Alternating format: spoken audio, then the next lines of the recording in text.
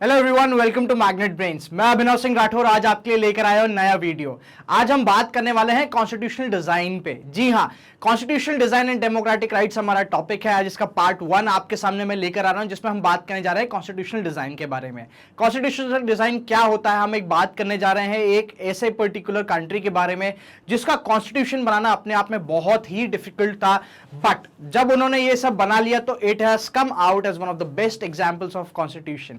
जी हां, मैं बात करने जा रहा हूं साउथ अफ्रीका के बारे में, वहां की डिप्रेसिंग और ऑपरेसिव पॉलिसीज अपार्थाइड के बारे में। तो बने रहिएगा इस वीडियो में बिल्कुल एंड तक। चलिए, जब मैं साउथ अफ्रीका की बात करता हूं तो साउथ अफ्रीका में जब बात करते हैं शुरुआत से, तो क्या होता है कि वहां पे जो यूरोपियन ट्रेडर्स होते हैं वो इन्फिल्ट्रेट करते हैं, क्योंकि हमको क्या चाहिए, साउथ अफ्रीका से जब हम ट्रेड करते हैं, ठीक है, बेसिकली जब हम यूरोप से ट्रेड करते हैं तो उस टाइम पे they had to go from South Africa. मतलब साउथ अफ्रीका क्या पड़ जाता था, केप ऑफ गुड होप जो एंड पॉइंट पड़ जाता था, वो काफी नेसेसरी था स्टॉपेज के लिए। इवन जब हम वास्को डिगामा की बात करते हैं तो जब वो पोर्चुगल से चलते हैं तो वो पहले सब कहां रुकते हैं, आपके केप ऑफ गुड होप पे रुकते हैं, दैट इज साउथ अफ्रीका। वहां से फिर वो क्या करते हैं, अपनी इंडिया की जर्नी आगे बढ़ाते हैं। तो जब तक स्विस कनाल प्रॉपर तरीके से क्या था, फंक्शनल नहीं था, ये नहीं था, तो हम साउथ अफ्रीका के थ्रू ही इंडिया के साथ ट्रेड किया करते थे वाया सी रूट। तो क्या होता है कि बहुत सारे यूरोपियंस जो है इस पर्टिकुलर एरिया में बस जाते हैं, ठीक है। अनलाइक इंडिया में क्या था, जब यूरोपियंस आते हैं, यूरोपियन कंपनीज आती हैं तो ज्यादा क्वांटिटी में नहीं आती, ज्यादा तादाद में नहीं आती, बट वो कहीं ना कहीं डोमिनेट अपने आप को कर लेते हैं इस पर्टिकुलर इंडियन सोसाइटी में। बट जब हम साउथ अफ्रीका की बात करते हैं तो यहाँ पे भारी तादाद में यूरोपियंस आते हैं और यहाँ पे सेटल हो जाते हैं। तो इनकी जो पॉपुलेशन होती है वो काफी सिग्निफिकेंट अमाउंट में रहती है। हालांकि ये लोग मेजोरिटी में नहीं रहते, बट स्टिल काफी सिग्निफिकेंट अमाउंट रहती है। तो ये अब जब इंडिया की बात करते हैं तो वहां पे कंपनी ने क्या करा था, धीरे धीरे अपना प्रभुत्व बनाया था और फाइनली पॉलिटिकल सिनेरियो में आके वो डोमिनेट करता है। यहां पे साउथ अफ्रीका में क्या होता है, जैसे यूरोपियन कंपनीज आती हैं, यूरोपियन लोग आते हैं, वो फोर्स के साथ क्या करते हैं, उस पूरे साउथ अफ्रीका एरिया को अपना एंटर में ले लेते हैं, एक पूरा का पूरा अपनी क्या बना लेते हैं, कॉलोनी वहां पे स्टैब्लिश कर लेते हैं। जैसी कॉलोनी स्टैब्लिश होती है और यूरोपियंस को बुलाया जाता है वहां पे फाइनली सेटल होने के लिए। तो ये कहानी हो जाती है पूरी की पूरी सेटलमेंट ऑफ साउथ अफ्रीका की। फिर वहां पे जो पॉलिसीज अपनाई जाती हैं वो बहुत ही ऑप्रेसिव रहती हैं, बहुत ही एक रेशियल डिस्क्रिमिनेशन की होती है, जिसको हम क्या बोलते हैं, और ऑफिशियल पॉलिसी थी ये वहां की, हमने कोई एक टर्म नहीं दिया। ये ऑफिशियल पॉलिसी क्या कहलाई जाती है, तो अपार्थीड कहलाई जाती है। क्या कहलाई जाती है, अपार्थीड।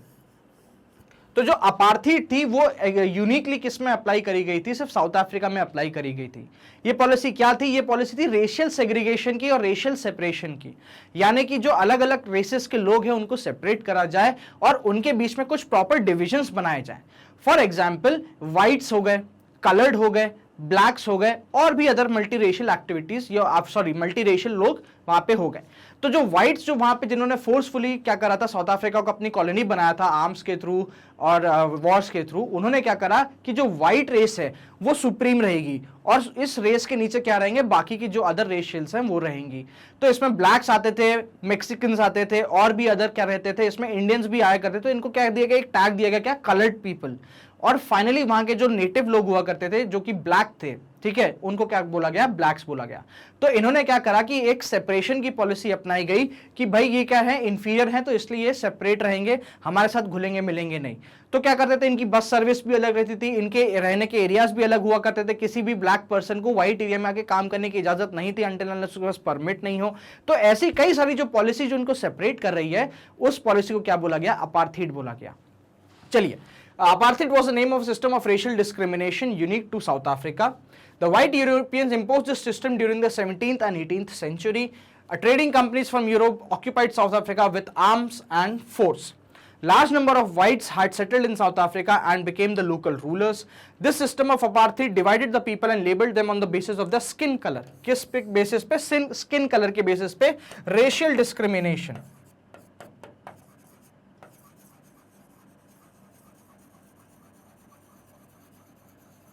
रेशियल डिस्क्रिमिनेशन होता है, ठीक है। चलिए, दे मेड अप, जो ब्लैक्स थे वो क्या थे, 3/4 ऑफ द पॉपुलेशन थे। ब्लैक्स क्या थे, 3/4 ऑफ द पॉपुलेशन थे, उनको क्या क्या बोला गया, एक ब्लैक्स एक टर्म जो है उनके लिए रखा गया। Groups that were mixed races who were called the colored, and people from migrated from India को भी क्या बोला गया, colored ही बोला गया। The white rulers treated all non-whites as inferiors. क्या, what they treated all non-whites as inferiors. The non-whites did not had any kind of voting rights. Apartheid system was oppressive for the blacks especially. ठीक है, they were forbidden from living in white areas, they could not work in white areas, only if they had a permit they could work. Taxis, buses, hotels, train, hospital, ये सब क्या था, whites और black के लिए separate था।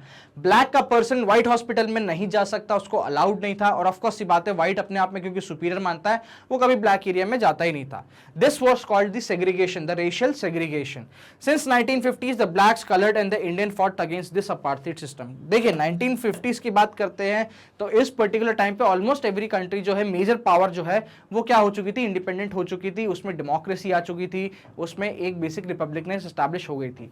उनके पास कई सारे एग्जाम्पल्स थे, जैसे कि फ्रेंच रेवोल्यूशन हो गया, इंडियन रेवोल्यूशन हो गया, यूरोपियन रेवोल्यूशंस हो गए, कि जिसके मॉडल पे बेस वो क्या कर सकते हैं, रिवोल्ट कर सकते हैं और अपनी फ्रीडम को अपने हाथ में रख सकते हैं। तो एक अम्ब्रेला ऑर्गेनाइजेशन बनाई जाती है जिसका नाम रहता है अफ्रीकन नेशनल कांग्रेस, ANC।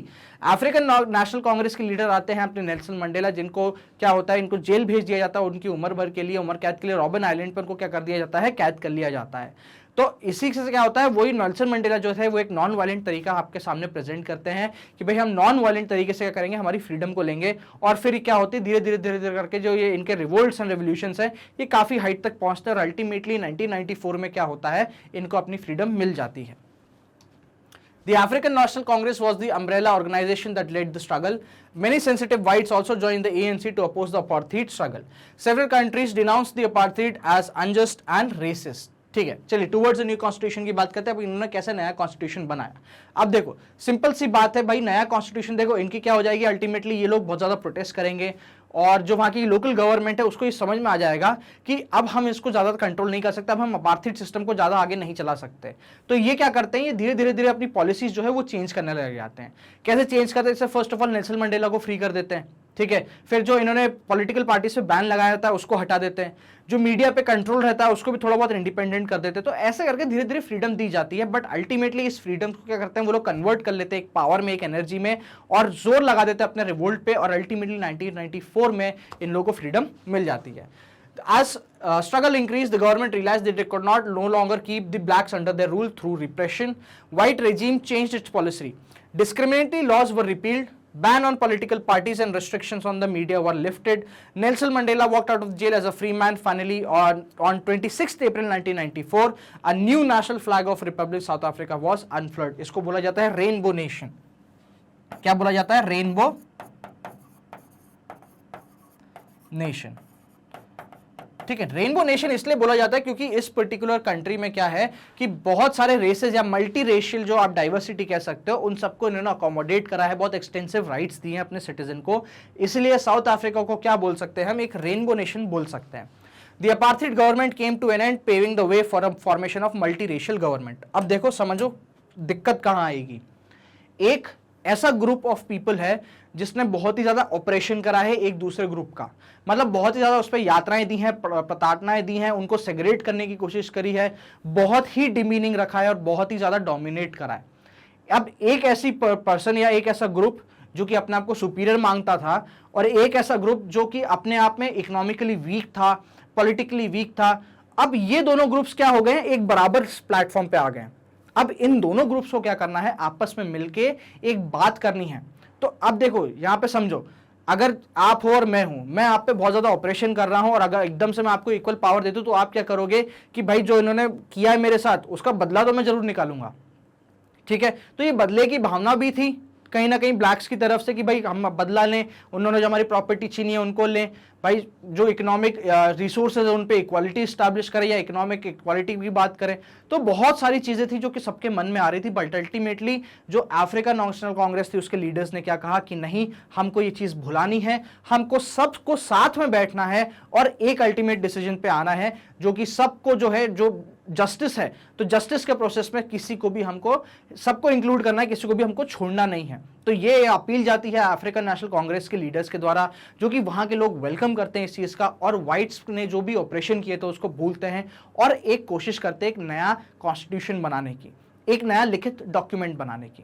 भाई देखो, दो लोगों के बीच में ट्रस्ट कैसे स्टैब्लिश होगा, जब कोई एक रिटन डॉक्यूमेंट पे दोनों साइन कर सके, उस रिटन डॉक्यूमेंट की कुछ लेजिटिमेसी हो कि हाँ भाई ये ऑथेंटिकेटेड है, वैलिड है। तीसरी चीज, उस पर्टिकुलर डॉक्यूमेंट को चेंज करना या उसका उल्लंघन करना बिल्कुल भी आसान नहीं हो। ठीक है, तभी जाके क्या होता है, दो पार्टीज के बीच में जो कि बहुत ऑपोजिट नेचर की हैं, उनके बीच में ट्रस्ट एस्टैब्लिश हो सकता है, वो आपस में कोऑर्डिनेट करके हार्मनी बना सकती है और आगे अपने प्रोग्रेशन के लिए, अपने डेवलपमेंट के लिए सोच सकती है ना। तो भाई जैसे क्या होता है, एक पार्टनरशिप में भी क्या होता है भाई, जब दो लोग मिलकर आके बिजनेस चालू करते हैं तो सबसे पहले क्या बनती है, एक पार्टनरशिप डीड बनती है, जिसको लेजिटिमेसी कौन प्रोवाइड करता है, तो कोर्ट प्रोवाइड करता है कि भाई क्योंकि ये स्टैम्प पेपर पे है, नोटिफाइड सर्टिफिकेट पेपर पे है, इसलिए इसकी वैधता बिल्कुल है।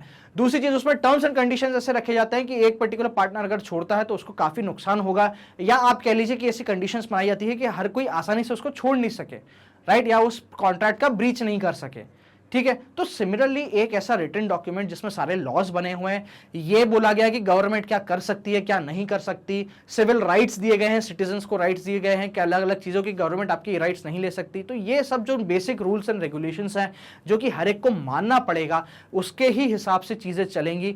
ऐसे एक particular set of rules of books को क्या बोला जाता है, कॉन्स्टिट्यूशन बोला जाता है। तो जब कॉन्स्टिट्यूशन बनाने की बारी आती है साउथ अफ्रीका में, तो बहुत ही यहाँ पे टेंशन वाला माहौल है। भाई व्हाइट्स ये सोच रहे हैं कि अब क्योंकि ब्लैक्स, देखो सीधी सी कहानी है, ब्लैक्स क्या है, मेजोरिटी में है, तो जाहिर सी बात है कि जब वोटिंग होगी, यूनिवर्सल एडल्ट फ्रेंचाइज लगाया जाएगा, सबको वोटिंग राइट्स दिए जाएंगे, तो हम तो इलेक्ट बिल्कुल भी नहीं होना है, क्योंकि हम क्या है, माइनॉरिटी में है, राइट। दूसरा सोच इनका, दूसरा टेंशन ये है कि जो हमारी प्रॉपर्टीज हैं, जो हमारी इकोनॉमिक रिसोर्सेज हैं, उन पे अब अतिक्रमण नहीं होना चाहिए, उनको इक्वली डिस्ट्रीब्यूट नहीं होना चाहिए, या हमारे पास एटलीस्ट कुछ सब्सटैंशियल अमाउंट तो रहे, है ना। वहीं ब्लैक्स क्या, तीसरी चीज क्या होती है, ये अब ये लोग पावर में आके हम पर ऑपरेशन ना करें। ठीक है, ये तीन चार कंसर्न मेजर्स व्हाइट के रहते हैं। ब्लैक्स क्या सोचते हैं कि भाई साहब अब क्या है ना, सबको इक्वल रखना है, सबको इक्वालिटी देनी है, कुछ राइट्स होने चाहिए किसी एक पुअर के लिए। यार ऐसा नहीं है कि एक इंसान पुअर है तो उसका कोई राइट ही नहीं है। तो ये सब चीजें जो हैं, ये सब सोचना बहुत जरूरी है, इन सब चीजों के लिए काम करना बहुत जरूरी है। तो इन दोनों के बीच में समझौता होता है और अल्टीमेटली क्या होता है, व्हाइट्स एग्री होते हैं कि 1 पर्सन 1 वोट के लिए, ठीक है, व्हाइट्स एग्री होते हैं 1 पर्सन 1 वोट के लिए। वहीं ब्लैक्स ये बोलते हैं कि भाई ठीक है, आप अगर इस चीज के लिए एग्री हो रहे हो तो हम भी ये चीज वादा करते हैं आपको कि जो ब्लैक्स का मेजॉरिटी, जो भी मेजॉरिटी रूल रहेगा वो हमेशा एब्सोल्यूट नहीं रहेगा। दैट मीन्स हम उसको चेंज नहीं करेंगे, हर एक के पास इक्वल अपॉर्चुनिटी होगी इलेक्ट होकर आने की और अपना रिप्रेजेंटेशन देने की। हम कॉन्स्टिट्यूशन को चेंज नहीं करेंगे और हम आपके किसी भी टाइप की डिक्टेटरशिप को एस्टैब्लिश नहीं करेंगे। इस चीज पर ब्लैक्स एग्री हो जाते हैं। दूसरी चीज क्या बोलते हैं कि जो व्हाइट्स हैं वो अपनी राइट टू प्रॉपर्टी और राइट टू इकोनॉमिक रिसोर्सेज अपने पास रखते हैं। वहीं ब्लैक्स क्या बोलते हैं कि व्हाइट्स को एग्री करवाते हैं कि एक एक पुअर पर्सन के पास एटलीस्ट कुछ इकोनॉमिक राइट्स हो, कुछ पॉलिटिकल राइट्स हो और कुछ सिविक राइट्स हो। क्योंकि देखिए जाहिर सी बात, अगर वो पुअर है, अनएम्प्लॉयड है, तो उसको एम्प्लॉयमेंट देना उस गवर्नमेंट की क्या है, जरूरत है, या आप कह लीजिए काम है। तो ये सब चीजें एस्टैब्लिश करते हैं और अल्टीमेटली 2 सालों के बाद, ऑलमोस्ट 2 सालों के डिस्कशन के बाद एक बहुत ही खूबसूरत सा कॉन्स्टिट्यूशन सामने आता है हमको, जो कि एक मॉडल के रूप में क्या करता है, सभी कंट्रीज के सामने जो कि ऑलरेडी डेमोक्रेटिक थी या उस टाइम पे नहीं थी, उनके सामने एक बहुत ही इंपॉर्टेंट मॉडल, बहुत ही जरूरी, बहुत ही खूबसूरत सा मॉडल लेकर आते हैं अपने कॉन्स्टिट्यूशन का। आइए थोड़ा और पढ़ते हैं। तो towards a new constitution, as struggle increase the government realise they could not, की हाँ ये अपन ने पढ़ लिया है। चलिए, after the emergence of new democratic, black leaders appealed the fellow blacks to forgive the whites. ये हमने सबसे पहले देखा कि भाई साहब देखो, लड़ाई झगड़े से कोई मतलब नहीं है, हमको आपस में मिलकर काम करना है। देखो जाहिर सी बात है, अब इकोनॉमिक रिसोर्सेज क्योंकि व्हाइट के पास है, अगर हम ऑपरेशन करेंगे तो व्हाइट्स यहाँ से अपना पूरा पैसा खींच के ले जाएंगे, तो साउथ अफ्रीका के पास कोई पैसा नहीं बचेगा फर्दर डेवलपमेंट के लिए। ठीक है, और अगर ये लोग रिप्रेशन करते हैं, ऑफकोर्स ये बात है, इकोनॉमिक तो इनको लॉस होगा ही होगा, साथ में जो ग्रेट माइंड्स भी हैं, कहीं ना कहीं ब्लैक्स ऑपरेस हुए थे तो उनको लैक ऑफ एजुकेशन भी था। तो अब डेवलपमेंट की तरफ आगे सोचने के लिए हमको इंटेलेक्चुअल लोग भी चाहिए, तो वो ज्यादातर व्हाइट्स ही थे। तो ऐसे करके इन्होंने सोचा कि नहीं यार, वी नीड व्हाइट्स। ठीक है, हम ऐसा उनको डायरेक्टली ऑपरेस नहीं कर सकते। माना उन्होंने बहुत गलत करा था हमारे साथ सालों से साल, बट स्टिल अब हमको वो चीजें छोड़ के क्या करना है, आगे डेवलपमेंट की ओर सोचना है। हमारा नेशन कैसे डेवलप होगा, हमारा नेशन हाइट्स पे कैसे पहुंचेगा, वो सोचना है। ठीक है, forgive the whites and they said build a new South Africa based on equality, ठीक है, for all races, men, women, on democratic values, social justice and human rights। ये तीन क्या है इसके, पॉलिटिकल आप कह सकते हो वैल्यूज हो गई, जिस्ट हो गई या आइडियोलॉजीज हो गई। After 2 years of discussion and debate, they came out with one of the finest constitution. Together they decided that in search of a solution to the problems, nobody should be excluded। कोई भी race exclude नहीं हो, solution में सबका welcome है, सब harmoniously काम करें और सब हार्मोनियसली एक ही ऑब्जेक्टिव की तरफ आगे बढ़े। They agreed that everybody should become a part of this solution। तो इसलिए हम क्या बोल रहे हैं, इसको रेनबो नेशन बोल रहे हैं। The black majority was keen to ensure that the democratic principle of majority rule was not compromised. मतलब जो है majority rule जो है सीधी सी कहानी है, जो majority आएगी उसी की गवर्नमेंट बनेगी, ये कॉम्प्रोमाइज बिल्कुल नहीं होना चाहिए। ब्लैक इस चीज को सोच रहे थे, क्योंकि अगर आपको अपनी कम्युनिटी को डेवलप करना है, अगर आपको अपने एक पर्टिकुलर पिछड़े वर्ग को क्या करना है, डेवलप करना है, तो उसको पॉलिटिकल राइट तो देनी पड़ेगी। ये हमारे बी आर अम्बेडकर साहब का कहना था कि अगर एक पर्टिकुलर सेक्शन जो कि मेन स्ट्रीम डेवलपमेंट की मेन स्ट्रीम से हट चुका है, उसको अगर वापस आपको मेन स्ट्रीम में लेकर आना है, उसको वापस डेवलप करना है, उसको पॉलिटिकल राइट जरूर देनी पड़ेगी, उसको राइट देना पड़ेगा डिसीजन मेकिंग का। They wanted substantial social and economic rights. White minority was keen to protect its privileges and property. The white agreed to the principle of majority rule and that of one person one vote, जो कि आपका क्या हो गया, universal adult franchise. Agreed to the concept of some basic right for poor and workers. Blacks agreed that the majority will not be absolute, मतलब इन पे कोई भी टाइप का ऑपरेशन नहीं करा जाएगा, एब्सोल्यूटिस्ट नहीं होगा, हर एक के पास इक्वल चांस रहेगा जीतने का और हारने का। They agreed that the majority would not take away the property of white minority.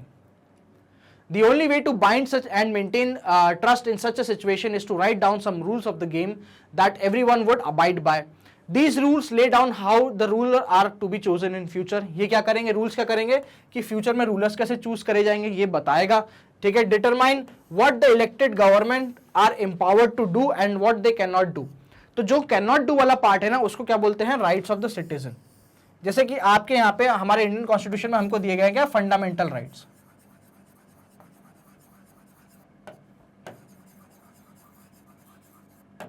तो फंडामेंटल राइट्स का अगर आप एनालिसिस करो तो बेसिकली क्या है भाई, ये कुछ ऐसी चीजें हैं जो गवर्नमेंट हमसे नहीं ले सकता, और नहीं ले सकता का मतलब क्या होगा कि गवर्नमेंट ये चीजें नहीं कर सकता। तो इसलिए हम बोलते हैं कि कुछ ऐसी चीजें जो हैं जो गवर्नमेंट बिल्कुल नहीं कर सकता, उनको क्या बोला जाता है, ह्यूमन राइट्स बोला जाता है या राइट्स ऑफ द सिटीजन बोला जाता है। These rules will work only if the winner can not change them very easily. Of course सी बात है कि भाई जो क्या है इसको इजीली चेंज नहीं करा जा सके। This set of basic rules is called a constitution. क्या बोला जाता है इसको, इसी बेसिक सेट ऑफ रूल्स जो है जो कि बताएगा कि कंट्री कैसे चलती है, कैसे उसके फ्यूचर जो रूलर्स हैं वो इलेक्ट होंगे, कितने टाइम पीरियड के लिए होंगे, एब्सोल्यूट तो नहीं होंगे। दूसरी चीज गवर्नमेंट क्या कर सकती है क्या नहीं कर सकती। तीसरी चीज वो इजीली चेंज नहीं हो सकता। तो ऐसे जो बेसिक सेट ऑफ रूल्स उनको क्या बोला जाता है, constitution. Constitution of a country is a set of written rules that are accepted by all people living together in a country. Constitution is supreme law that determines the relationship between people living in a territory, जो कि citizens बोले जाएंगे, and also the relationship between the people and government. ठीक है, क्या होगा, सबसे पहले it's will be a relationship between people, लोगों के बीच में आपस में समझौता या समन्वय, कोऑर्डिनेशन बनाने के लिए। दूसरी चीज, लोगों और गवर्नमेंट के बीच में क्या रिलेशन एस्टैब्लिश होगा, लोग क्या करेंगे गवर्नमेंट के लिए, गवर्नमेंट लोगों के लिए क्या करेगी, क्या कर सकती है क्या नहीं कर सकती। ये सब चीजों का रूल, जो सेट ऑफ रूल्स है जो कंपाइल करा जाता है एक पर्टिकुलर किताब में, उसको कॉन्स्टिट्यूशन बोला जाता है। क्या क्या कॉन्स्टिट्यूशन करता है आइए वो देखते हैं। First, it generates a degree of trust. क्या करेगा, it generates a degree of trust. एक दूसरे पे भरोसा करने के लिए ये एक मोटिवेशन देगा आपको। And coordinate that is necessary for the different kind of people to live together. Second, it specifies how the government will be constituted. क्या बोलता है, स्पेसिफाई करता है कि गवर्नमेंट कैसे बनेगी या कौन लोग ऐसे हैं जो कि गवर्नमेंट बनाएंगे। Who will have the power to take which decisions, ये सब क्या बताएगा, कॉन्स्टिट्यूशन बताएगा। It lays down limits on the power of government. क्या करता है, limit on power of government, कि गवर्नमेंट की क्या शक्तियां हैं क्या नहीं है, ये सब चीजें स्पेसिफिकली कॉन्स्टिट्यूशन बताएगा। अब ये क्यों जरूरी है, देखो जब हमने 1950 से पहले की बात करते तो हमने ये भी देखा, फ्रेंच रेवोल्यूशन हो गया, आपका रशियन रेवोल्यूशन हो गया, कि कहीं ना कहीं रूलर्स जो होते हैं वो कहीं ना कहीं डेस्पोटिक बन जाते हैं। क्यों, क्योंकि एक सेट ऑफ रूल्स नहीं है, सेट ऑफ बेसिक इंस्ट्रक्शंस नहीं है। तो अब इसमें क्या होता है, limits on the government establish करी जाती है ताकि एक डेमोक्रेसी, एक रिपब्लिकनेस को बनाया जा सके, उसको मेंटेन रखा जा सके आगे तक। ठीक है, and tells us what are the rights of the citizen. ठीक है, finally it expresses the aspiration of the people about creating a good society, कि सोसाइटी कैसी होनी चाहिए। जैसे इंडियन प्रियम्बल की बात करें तो इंडियन सोसाइटी कैसी होनी चाहिए, डेमोक्रेटिक, रिपब्लिक, सोशलिस्ट और आपकी सॉवरेन। ठीक है, ये ऐसी इंडियन सोसाइटी होनी चाहिए। तो कॉन्स्टिट्यूशन ये भी बताता है कि सिटीजन्स को कैसा होना है अपनी कंट्री के लिए। Indian constitution was also drawn up under very different circumstances. ये तो ये बात हो गई किसके बारे में, साउथ अफ्रीका के बारे में। अब हम कहाँ आ रहे हैं, making of the Indian constitution, कि भारत का संविधान बनने में क्या दिक्कतें आई थी, क्या प्रोसेस आए थे और कैसे भारत का संविधान फाइनली बनता है। तो इंडियन कॉन्स्टिट्यूशन की बात करते हैं तो अगेन डिफिकल्ट सर्कमस्टांसेस हमारे सामने आती हैं। कैसे कि भाई सबसे पहले तो ह्यूज और डाइवर्स कंट्री है, ठीक है। हो सकता हो कि एथनिकल या आप रेशियल डाइवर्सिटी भले ही ना हो, but religious diversity, diversity on the basis of language, diversity, अलग अलग टाइप की डाइवर्सिटीज हमारे यहाँ पे पाई जाती हैं भाई। जैसे हर 100 किलोमीटर में भाषा बदल जाती है, ठीक है। रीजनलिज्म हो गया वो काफ़ी प्रोमिनेंट है हमारे यहाँ, कम्युनलिज्म हो गया वो भी काफ़ी प्रोमिनेंट है। तो ऐसे करके हमारे यहाँ पे डाइवर्सिटी बहुत ज़्यादा है, तो इस डाइवर्सिटी को मेंटेन करके रखना बहुत ही डिफिकल्ट टास्क है। People of India were emerged from the status of subjects to that of citizen. मतलब अब एकदम से क्या था, इंडियन के लोगों को क्या मिल गई थी, फ्रीडम मिल गई थी कि आप क्या हो, फ्री हो, आप स्लेव्स नहीं हो, आप सब्जेक्ट्स नहीं हो, आप एक पर्टिकुलर सिटीजन हो, और सिटीजन के होने के नाते आपकी राइट्स हैं, आप क्या कर सकते हो, कुछ ऐसी चीजें हैं जो कि गवर्नमेंट आपके अगेंस्ट नहीं ले सकती। Our country was born through a partition. 1947 की बात करते हैं तो हमारे यहाँ पे क्या हुआ था, पार्टीशन होता है, इंडिया को दो भागों में डिवाइड कर दिया जाता है, एक है इंडिया और दूसरा पाकिस्तान। तो जब अल्टीमेटली जो बॉर्डर लाइन आती है, हमारी वेस्टर्न बॉर्डर आती है, स्पेशली पंजाब वाली एरिया में, यहाँ पे बहुत ही ज़्यादा कम्युनल वायलेंस हुआ था। लोग इधर से उधर जाने की कोशिश कर रहे थे, कुछ लोग उधर से यहाँ आने की कोशिश कर रहे थे। तो जो कम्युनल रिफ्ट है दोनों के बीच में, वो सैडली आज भी है और वो सैडली आगे भी कंटिन्यू रहेगी। ये हमारा, आपका और मेरा काम है कि इस रिफ्ट को कम करा जाए, इस सोच को कम करा जाए, और एक यूनाइटेड फ्रंट, जैसे कि जो सपना हुआ करता था हमारे रेवोल्यूशनरीज का कि एक यूनाइटेड फ्रंट हम हमेशा प्रेजेंट करें, उसकी ओर अग्रसर आपको और मेरे को ही होना पड़ेगा। हम एक्सपेक्ट नहीं कर सकते उन लोगों से जिन्होंने अपने आप में थिंकिंग बहुत रिजिड बना ली है, बट हाँ हम आपसे एक्सपेक्ट कर सकते हैं, आपसे और हमसे, जो लोग पढ़े लिखे हैं, जो लोग बहुत ही सेक्युलर समझ सकते हैं, कि हम दोनों तरफ से सोचें, हम दोनों को कैसे यूनाइट करा जाए, वो हमारा काम है। खैर, तो पार्टीशन से थ्रू होती है, तो पार्टीशन में बहुत सारा वायलेंस होता है, बहुत सारी दिक्कतें आती है, और हर एक इंसान को अकोमोडेट करना, हर एक इंसान की तकलीफ समझना और उसके अगेंस्ट एक्शन लेना या उसके लिए एक्शन लेना कहीं ना कहीं बहुत डिफिकल्ट टास्क बन जाता है।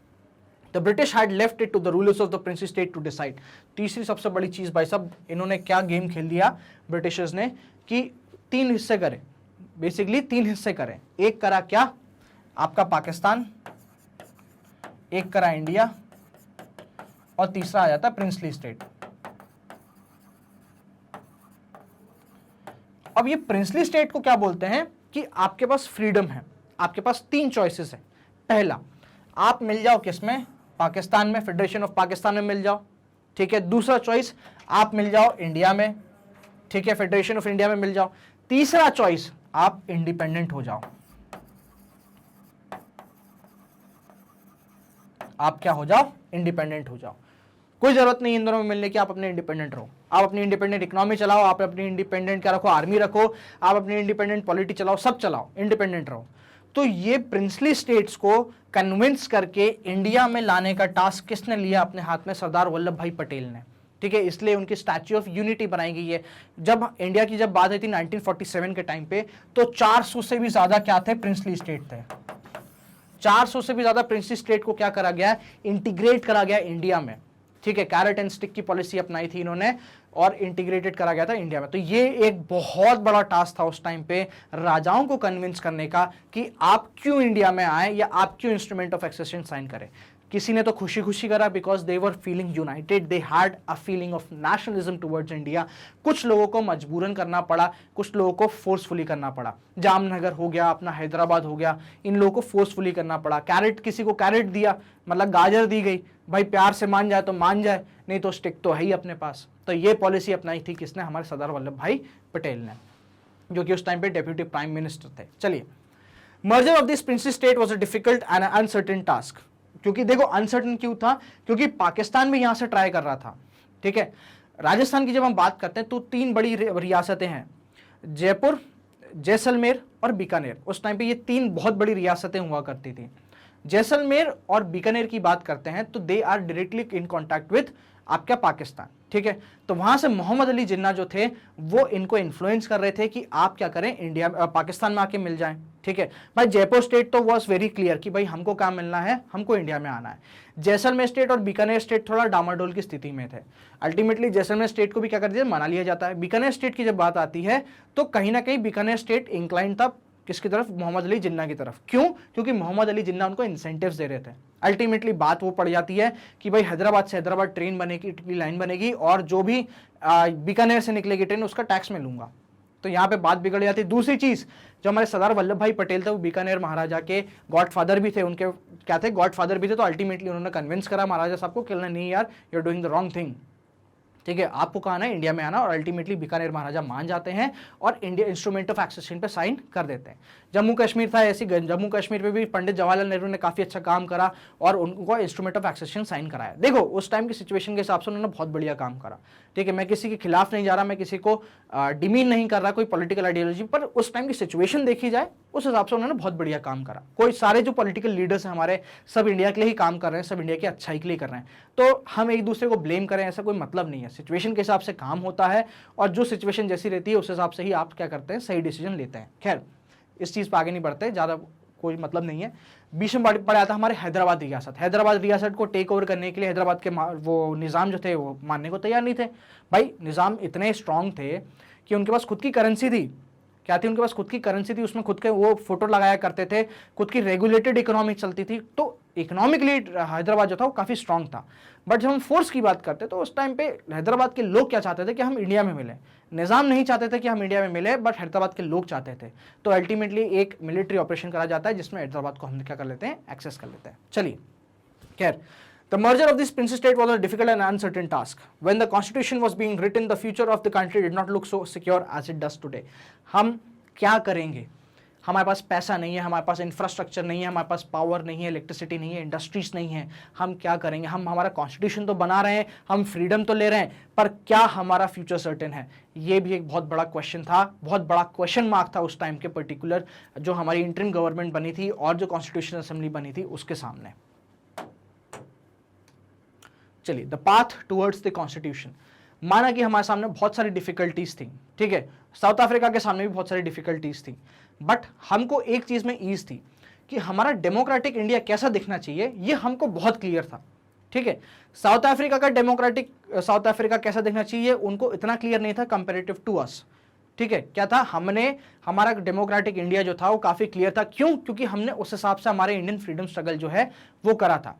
तो it was just not struggle, ये हमारी सोसाइटी को रिफॉर्म करने के लिए भी मूवमेंट था, हमारे रिलीजन को भी रिफॉर्म करने का मूवमेंट था। तो it was a combination of more 2 and 3 things. तो इसलिए हमारा जो कॉन्शियस था अबाउट कॉन्स्टिट्यूशन वो काफी क्लियर था। तो आइए थोड़ा सा और देख लेते हैं कि क्या क्या लिखा है सामने, ठीक है। तो one big advantage for the makers was that they did not have to create a conscious about what a democratic India should look like, कि डेमोक्रेटिक इंडिया कैसा दिखना चाहिए, क्या क्या राइट्स होने चाहिए, ये सब हमको काफी क्लियर था क्योंकि हमारा जो स्ट्रगल था इंडिपेंडेंस वो काफी लंबा था। Conscious had evolved during the freedom struggle. Our national movement was not merely a struggle against a foreign rule, it was also a struggle to rejuvenate our country and to transform our society and politics. Unity लेकर आना, हमारे religion को सुधारना, जो आपके superstitions थे इन सब चीज़ों को हटा के एक नया रिलीजन लेकर आना। तो आपको अगर याद हो तो हम एक रिलीजियस मूवमेंट भी पढ़ते हैं, ठीक है, सोशल रिलीजियस रिफॉर्म मूवमेंट भी पढ़ते हैं जिसमें हम राजा राम मोहन साहब को सब पढ़ते हैं, हम विवेकानंद जी को पढ़ते हैं, हम दयानंद सरस्वती को जो पढ़ते हैं, हम ज्योतिबा फुले जी को पढ़ते हैं। तो कई सारी चीजें आ जाती हैं जो कि हमारी सोसाइटी को भी रिफॉर्म करने के लिए, रिजुविनेट करने के लिए जिन्होंने काम करा। उसी के बाद ही ये नेशनल मूवमेंट जो था पॉसिबल था। There were difference of opinion within the freedom struggle about the path of India should take after independence. जी हाँ, ये भी बहुत क्लियर चीज थी कि आफ्टर इंडिपेंडेंस हमको कौन सा पाथ लेना है। उस टाइम पे सोशलिज्म था, कैपिटलिज्म था, कई सारी चीजें थी। तो हर एक जो इंपॉर्टेंट लीडर थे उन्होंने अपना अपना क्या दिया था, ओपिनियन दिया था, जिस पर अगेन फाइनल डिस्कशन होके हम एक मॉडल को चूज करते हैं। तो हमने उस टाइम पे क्या सोशलिस्ट मॉडल ऑफ डेमोक्रेसी को हमने चूज करा था, जिसमें सारी की सारी जो सुविधाएं रहेंगी वो इक्वली डिस्ट्रीब्यूट करी जाएगी और जिस सबके पास क्या करेगा, समान अधिकार रहेगा सब चीजों पे। 1928 Motilal Nehru and 8 other Congress leaders drafted a constitution for India. 1928 में नेहरू रिपोर्ट आती है। क्या आती है आपकी? नेहरू रिपोर्ट। ये एक बेसिक ड्राफ्ट था जो कि किसने प्रिपेयर करा था? मोतीलाल नेहरू जी ने प्रिपेयर करा था कि हमारा कॉन्स्टिट्यूशन जो है उसका कॉन्शियस कैसा होना चाहिए, वो कैसा होना चाहिए, किस आइडियोलॉजीज पे काम करना चाहिए और उसमें क्या क्या प्रोविजंस जो है वो डेमोक्रेटिक वैल्यूज के रहने चाहिए। 1931 के कराची रेजोल्यूशन में जहां सरदार वल्लभ भाई पटेल इस सेशन का क्या रखते हैं, हेड होते हैं, इसमें हमने क्या करा था, नेशनल कांग्रेस ने dwelt on the independent India's constitution should look like, अपने आप पे फंडामेंटल राइट्स की बात करी थी और फाइनली बात करी थी कि अब हमारे लिए कॉन्स्टिट्यूशनल असेंबली जो है है वो बननी चाहिए।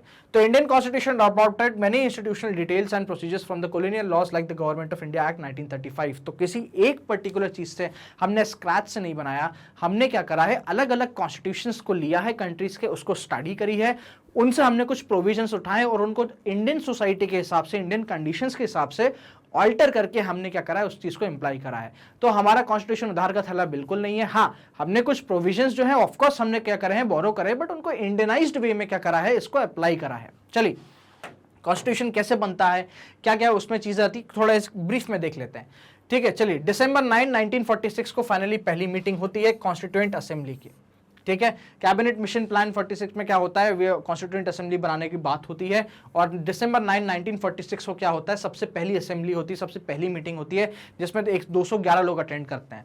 इस मीटिंग में फ्रांस से एक अगेन हमने एक प्रोविजन अडॉप्ट करा कि जो सबसे सीनियर मोस्ट पॉलिटिशियन होता है, जो सीनियर मोस्ट पर्सन होता है, उसको एक नॉमिनल हेड बनाया जाता है। तो हमने क्या करा, डॉक्टर सचिदानंद सिन्हा जो थे उनको इलेक्ट करा, क्या, एज अ टेम्पररी प्रेसिडेंट, कि जब तक हम एक परमानेंट प्रेसिडेंट चूज नहीं कर लेते तब तक हमारे प्रेसिडेंट, इस कॉन्स्टिट्यूएंट असेंबली के प्रेसिडेंट कौन होंगे, तो डॉक्टर सचिदानंद सिन्हा थे, जो कि one of the senior most politician उस टाइम पे थे।